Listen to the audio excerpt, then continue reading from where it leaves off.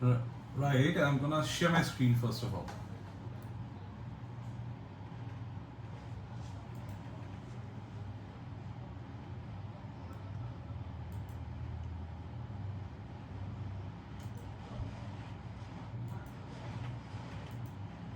Can you see my screen? Yeah? Hello? Yeah, great. Great.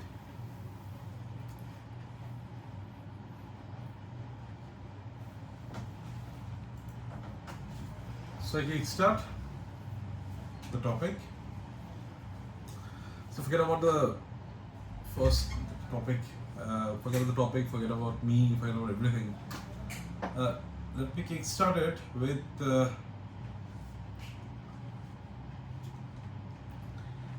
this particular part, right? So before I start off, three things that one must know. Three specific points. Number one, the cancer cells are smart, they're very smart. And whatever cells we have in our body, which gives a huge leverage to the immunity, say innate immunity, for example, they are smart too. And we doctors are much more smarter. So we go and engineer those cells. Right?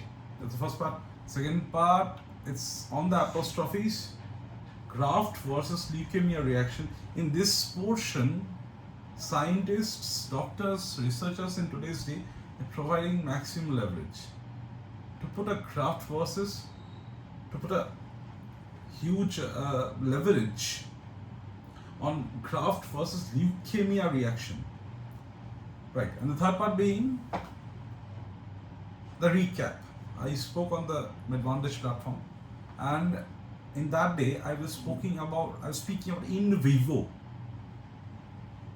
I was speaking about in vivo, something within the body. You take something and then place it within the body. This time I'm speaking on ex vivo engineering. It's a very high-end topic. I have selected around 5 very important topics, 5 very important models which I need to explain, and I will try to make it as much lucid as possible. That's the recap. Well, without wasting much time, I thank Sandesa, I thank my Medvantage, and move on. The first one. So, just forget about the slides. I said it earlier. Forget about the slides. So it's all about engineering the cells outside the lab. It's about engineering the cells outside the lab. You pick the cells from the body of the recipient or the donor, whatever. There are various models. Let's focus on the recipient part, the one who's going to give the cells. So we pick up the cells, we take it to the lab, we engineer them, and make them slightly a bit more intelligent. That's what it is all about.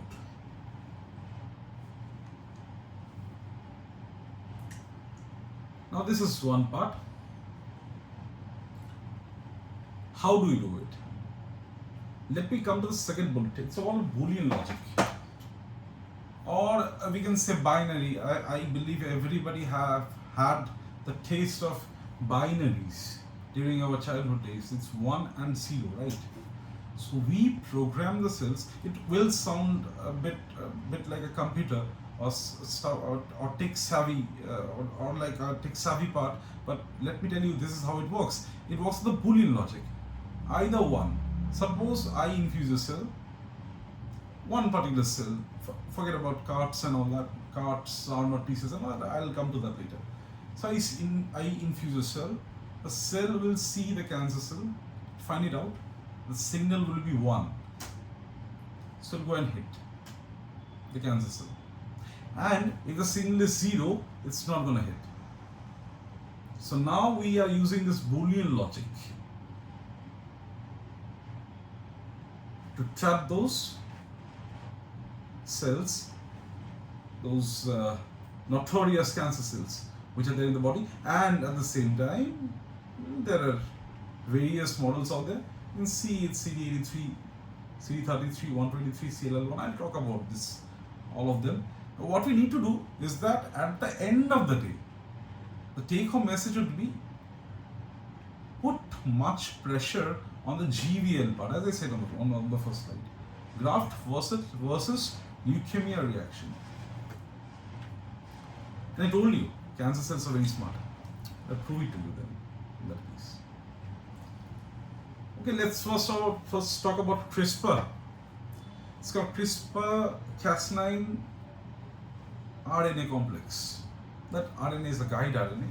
Let me speak one or two lines about this. You see, how does CRISPR work? Let's forget about malignancy for the time being, or neoplasia for the time being, or dysplasia for the time being. Let's forget about these parts. Let's just think, how does CRISPR work? Cas9, I said CRISPR, Cas9 and guide RNA. These are the two things where you need to focus. Cas9. What is Cas9? Cas9 is just a scissor. It's a scissor to cut, right? And guide RNAs are like hairpins, which we will usually use. So what happens? Suppose for an infection, say I take an infective subset, what we do is that we edit the entire genome, or we have a predilection or a foci to edit the entire genomic sequence, or to make genomic edits. So in that case, what we do is that we find out, in case of infections, I said it, a palindromic sequence where the sense and the antisense codon is going to read in the same way, like ATG, and from the other side, from 5' to 3' it is going to be ATG, and from 3' to 5', the antisense codon is going to be ATG, it's going to be GTA. So there we place the hairpin, and that's the guide. That's the guide part. That's going to guide me to that culprit genome, or the genomic sequence. And then we put the Cas9 out there, and the Cas9 cuts out the entire part, the entire troublesome part. Same for cancer. Almost the same, rather. We detect the part which is faulty, and we cut them off straight away. Right? So this is the CRISPR method, which we use during ex vivo engineering. Ex vivo. Right? Alright. I don't think so I need to add much more out here. Let's go to the next slide. Right. So what scientists started to think? They started to think that GVHD, that is the target, right? Graft versus host disease. How we should mitigate that part, and how we should accentuate GVL, graft versus leukemia reaction. That's what scientists were thinking. And what they have done is they have broken this part in two components. They started to think them as two different components. दोनों को पहले एक करके चल रहा था, अभी नहीं है वो. अभी ऐसा है कि आप एक को एक करो, मतलब you make a, you know what, you actually think this GVHD and GVL as two separate entities, in which we need to reduce GVHD to increase GVL. That's what scientists are thinking. And see the source, it's there in Frontiers, right? It's a very high-end and new topic. Well, as far as CRISPR was concerned, I forgot to tell you that CRISPR has the ability to cut 20 genomic sequences. genomic edits, around 20. Some say it was 9, then it got accentuated to 2, 13 I believe, 9 to 13, and now it can cut up to 20. So that's the power of CRISPR-Cas9 RNA. Then. Right, so from here the model starts. See, when we engineer CAR cells, this I have mentioned 2 interleukins, 12 and 18. So what do? A cell will of course produce cytokines and stuff. Let's just focus on IL-2, IL-12, interleukin 12 and interleukin 18. What are they going to do? They're gonna go inside the body of the patient, and they are gonna start producing a hell amount of. They're gonna recruit rather, like kings. They're gonna recruit a hell lot of police forces, which I call T cells. Number 1, they're gonna recruit macrophages. They're gonna recruit natural killer cells, and they're gonna fight. For IL-18, interleukin 18, what do? What happens actually? For interleukin 18,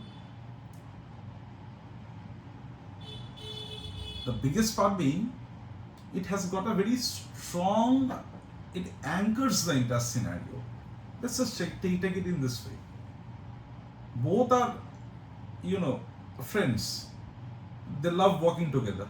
IL-12, interleukin 12 and IL-18, they love working together. But interleukin 18 actually anchors the entire part.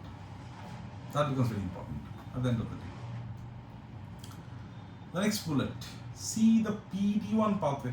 This I will need to have some time to explain. So what happens? The programmed cell death pathway. See, there are 3 mechanisms. Either you block, or either you put the brakes, or you do something which is very intelligent. So while blocking, what would you do? See, cancer cells are so smart. Cancer cells are almost like other cells. You know what? They have their own genomic entity.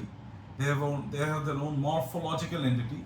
I'm talking about genes right now, surface proteins, genes, and all that. So it's a bit complex, but let me make it slightly lucid. See, they try to evade the programmed cell death. Just imagine, they're so intelligent. I am giving them a chunk of T cells which will go and kill them, say engineered or non-engineered, whatever it is, but they are very smart. So what do is that they have this PD1 on their surfaces, right? So what happens when we infuse the cells? It will try to evade, बचने का कोशिश करेगा वो. So what happens at the end of the day? What can we do? We can engineer those cells. Whatever cells we are putting into it, the CAR cells, the CARs or the armored T cells, whatever it is, or the trucks, whatever it is. So what we do is that we can do 3 things. Number, we can block. How can we block? See, PDCD1 actually codes for PD1. So PD1 of my cell, which I am putting into the recipient or the diseased person, will actually recognize the PD1 of the other cell, of the T cell, right? Now, what we do is that using CRISPR, we can simply cut off from my cell, from cell that I am providing, we can simply cut off the PDCD1 gene. That's it, end of the story. So now, the PD1 of my cell is never going to recognize or bind to the PD1 of the cancer cell, so the cancer cell cannot escape. This is called blocking. The next part. How do you put brakes? There's a brake system as well. So what happens in the brake system? The brake system, I push my cell, and what I do is that I engineer my cell in such a way that the PD1, though it's a less powerful part according to me, I've gone through the literatures. I'm sorry for the interruption. By the way, what happens is I put my cell in such a way the PD1 expression in my cell gets downgraded. So what happens? At the end of the day, yes, they go and meet, my cell and the cancer cell, they go and meet, but the cancer cell still fails to evade because my PD1 is weaker today. It's very weak. It's a less powerful model, but the best part and the most cashy part of the entire thing, the clincher. Now what I do, I told you that my cells are intelligent and I am also intelligent. At the same time, I engineer my cells in such a way that my cell goes with an intact PD1 now. Now there is no difference with the intact PD1 on the outer core and with the CD28, to very specific CD28 on the inner core. So what happens? When my cell and the cancer cells meet, the cancer cell gets fooled. उसको बेवकूफ बनाना है मुझे. He gets fooled. Fine. मेरा cell के पास भी PD1 है, उनके पास भी है. They go and join, but what the CD28 inside the cell does, it goes and it do ask my PD1 cell or my PD1 cell, of course, to behave in a different way so that it goes and kills the cancer cell. So the cancer cell gets fooled. I know I'm using a hell lot of personification, but that is how I will be explaining all of the part. So I am still able to fool the cancer cell. And that is why these things come into play. The small molecule therapy there. Next one. So this is a less powerful model. In this case, sometimes, of course, we engineer the cells. It's ex vivo engineering. We engineer the cells. Sometimes we do not do. In cases, in allogenic settings, we usually go for it. And also in autologous situations, we pull up the cells from the recipient itself, and then we engineer it and put it back. It's the CAR-NK and CAR-NKT systems, natural killer cells. And CAR stands for chimerism antigen receptor. But I'll say that on the last slides. Right? This is a less powerful model, but yeah, it will probably help you to give you a potent GVL reaction and a less amount of GVHD. I will not spend much on this particular slide. It's about the natural killer cells. Well, next one. Right. It's regulatory T cells and architecture of immune tolerance. Now, this is where I'm going to spend some time. See, the American Society of Hematology actually started the ORCA T trial. The ORCA, ORCA T trial. And it was a very successful model rather. This ORCA T stuff, if I explain it in very lucid language, it consists of TREGS, number 1. Number 2, it consists of regulatory T cells. And number 3, it is the conventional T. So there are three kinds of T cells. Number 1, the TREGS, TREGS, the TREGS. This is a beautiful part. All are T cells. So number 1 is the TREG. Number 2 is my regulatory cell. And number 3 is the conventional cell. Well, let me tell you, TREGS, what do? They go and calm the environment. Calm. Ruko zara. Something like that. Ruko zara, mujhe kuch karne do. Something like this. It goes inside, my cell goes inside, my TREG goes inside the recipient, and what does it do? It will request everybody to calm down and will start to build the immune system. I will talk in details. And start to build the immune system once again of the patient. So what shall the regulatory cells do? They will go and, like a police or like a cop, they're going to go and see the scenario out there, and at the same time they're going to send a message. GVHD घटाना है और GVL मुझे बढ़ाना है. The last part, the conventional T cells. The conventional T cells simply go, and जब सब हो गया, like the first part, the TREGS, they go and calm.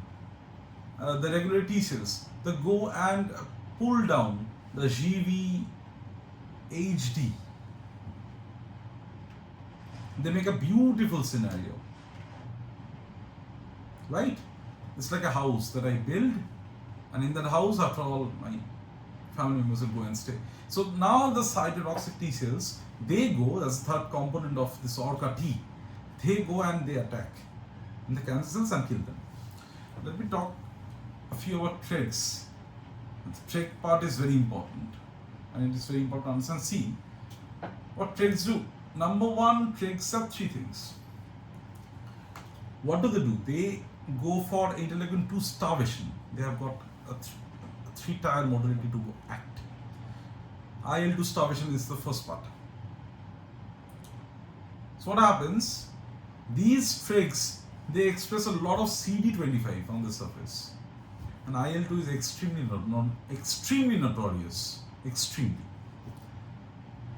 So what do? They go and they go and magically vanish off the IL-2 environment, or the IL-2 chaps out there, or the cells which produce IL-2. They go and simply vanish them off. The next part. See, TREGS also have cytotoxic T cell receptor, a T cell protein, it's CTLA we call it, CTLA4 we call it actually. It's cytotoxic T cell receptor antigen, or protein rather, CTL4, cytotoxic T cell receptor protein. Just beg your pardon, I have just come from some work. So, CTL4, they have the CTL4, and what do? If my TREG has a CTL4, they go and they deactivate the antigen presenting cell. Let's take this up in this way, in this fashion. Suppose I push my TREG with a CTL4 out there. Now once my cell is introduced, উপযাজক কে বাংলা কি বলে, I don't know that. Some people Bangla উপযাজক বলে, I mean to say some idiots, let's call them idiots, some idiots which are known as antigen presenting cells, they automatically come and they try to create a harakiri. So what does my TREG do with a CTL4? They say they knock out those cells too, those antigen presenting cells, and the process is called phagocytosis, right? And how do they do that? Because these APCs they have in the body, it's easy to recognize these people, these idiots, they have CD80 and CD86 in their body. So my TREG with a CTL4 goes and knocks out everything. The last part. So this is what we call the clock effect. I believe. Even this TREG, they also ask the system of the recipient or the diseased person, आप शांत हो जाओ, शांत हो. How do they do that? It's via throwing off all the idiots or the imbeciles or whatever it is. Let me not use harsh words. It's like I want to actually make it very lucid. So what do they do? The three things, three more culprits, which actually create much more problems. It's CD35, it's tumor necrosis factor, right? TNF gamma and CD10, or I believe it's TNF beta. It's TNF, tumor growth factor. Yeah, it's TNF. It's TNF gamma. TNF gamma, CD10 and CD35. My trick will go and tell them, आप लोग शांत हो जाओ, just keep quiet, and in the meantime, you'll keep on flushing out these people. You'll keep them out of the system, right? That is the ORCA T. TREG, reg cells, regulatory cells, of course, and the last part being the cytotoxic cells. They will simply go and kill. It's like let us imagine it's like a war situation where you have the forefront warriors. They go and they give the first hit, then comes the second, and then comes the third. Let's think the cytotoxic T cells as snipers. Once the field is clear, they will, kind of finish up the cancer cells. That's the ORCA T. Well, this is what we need.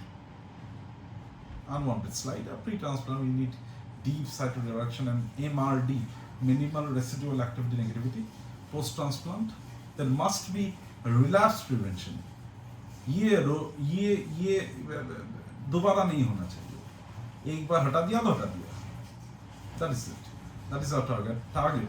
Post-transplant, right? Of the CAR T, or the ex vivo CAR T cells, rather.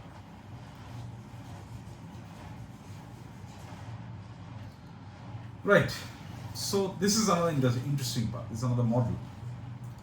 So even after all of this, even after all of this stuff, we still need to be more precise. That is why I have been focusing from day one, and in all of my disquisitions, my lectures, I have kept on saying that no, you see, you need to be more and more and more precise. Let me take the example of, say, Satyajit Ray. He was one of the most colossal directors of the Bengali cinema. Okay, for Bollywood, I can help you out. It's Amir Khan. Goes for is an absolute perfectionist.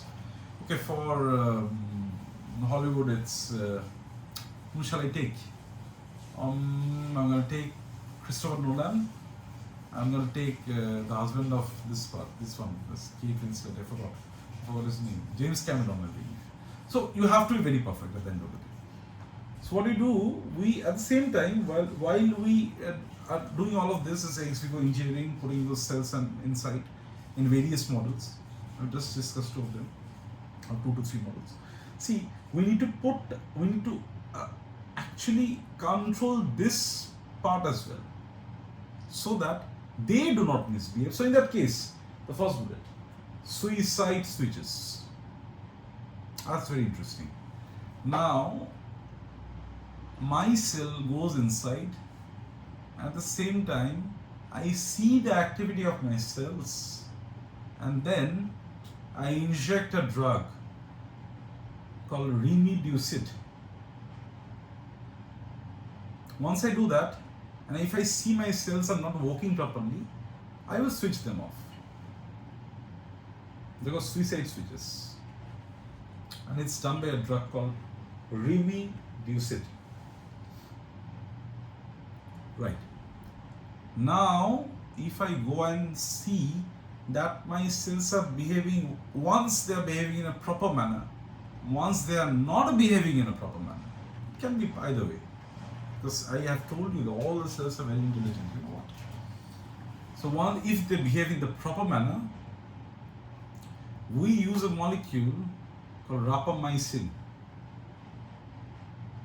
which will go and push the cells, push forward the cells. Then you act more, right?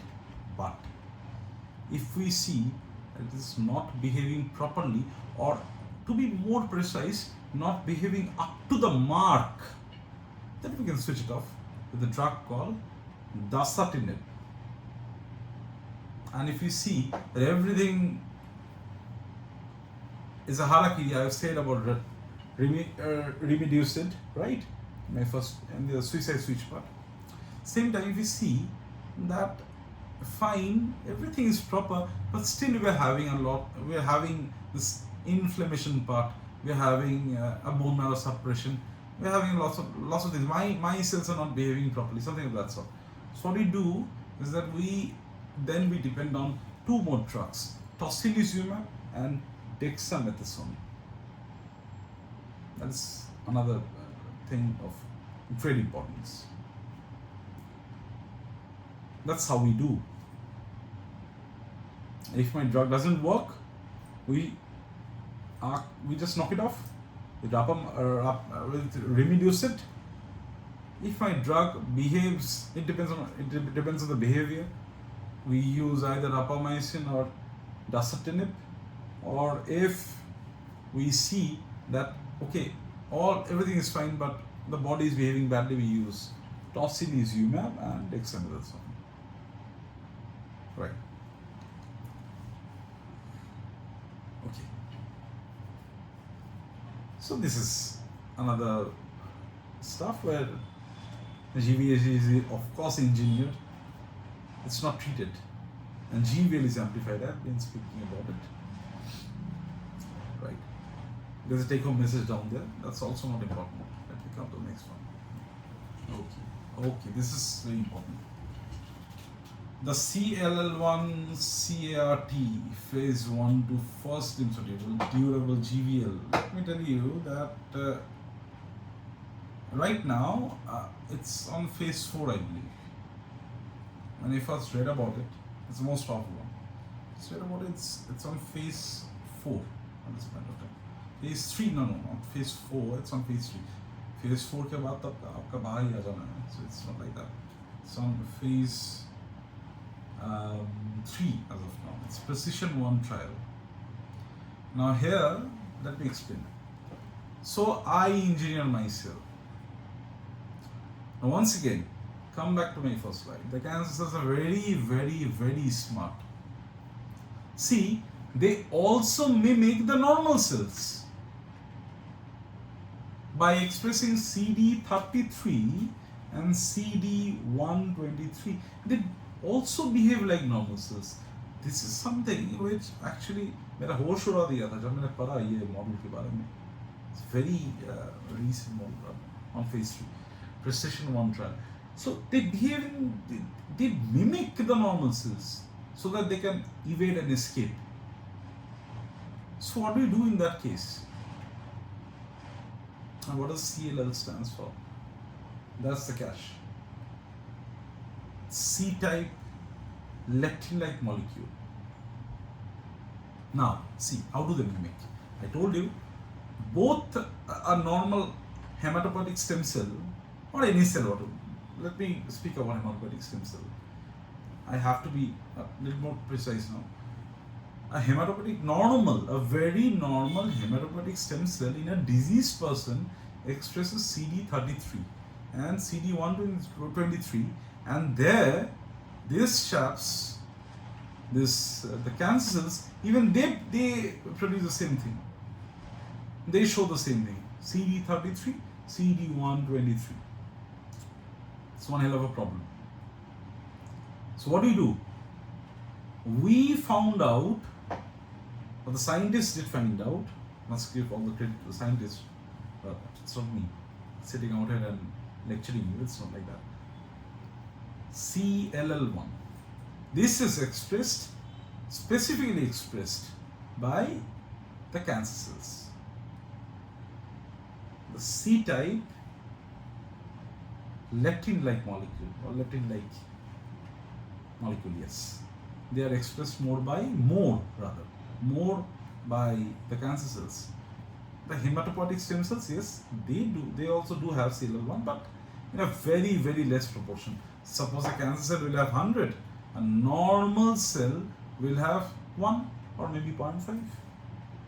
So now we can go and attack the cancer cells easily by recognizing the CLL1 domain. Sounds good, and you can see the overall survival rate of the patient, it goes up to 12 months. And almost for 2 years it goes up to 50%.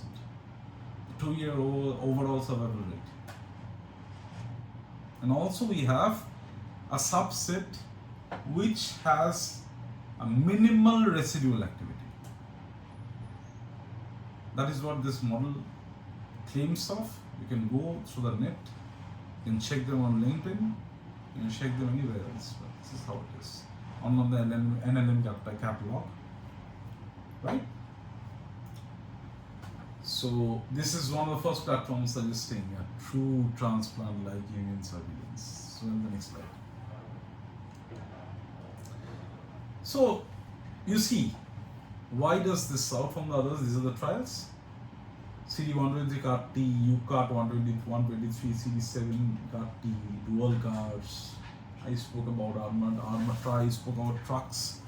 I spoke about NKs. I did speak about interleukins, IL-18, IL-18, 12, and all those other things, PD-1 rather. I spoke about the ORCA team. But this is one part which is the best. See the complete remission rate, CR rate, complete remission or cure is very, very high. So dhire dhire we are approaching to that part where we shall start, say 10 years from now on, we shall start curing patients. Durability, of course, the best one so far, and verdict is most balanced. There's no niche targeting, it's promising, it's limited, future strategy. As of now, this is the most hefty part, the CLL1 CAR-T. That's it. The pleasure, colleagues. Spoke about 5 models, I believe. Just go back to one slide, I believe. One particular slide. I did speak about this part, this one, the NK cells. Where is the natural killer cell? Where are my natural killer cells? Yeah. Let me go to this natural killer part. In this part, of course, we can pull out the cells and go for Vivo Engineering of the cells, make them slightly a bit more intelligent, push them in the body for a precision medicine with a very for precision medicine with a very good outcome, for a fantastic outcome, or maybe the patient can be cured as well.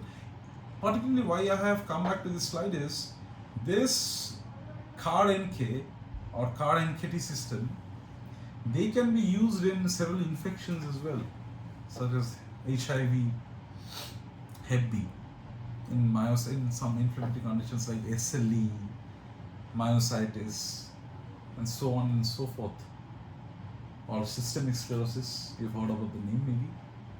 It's one of the most dangerous diseases, right? So this is where this thing can actually help you. The NK part, natural killer part, this model. You can use it for other diseases as well. And you can see the source.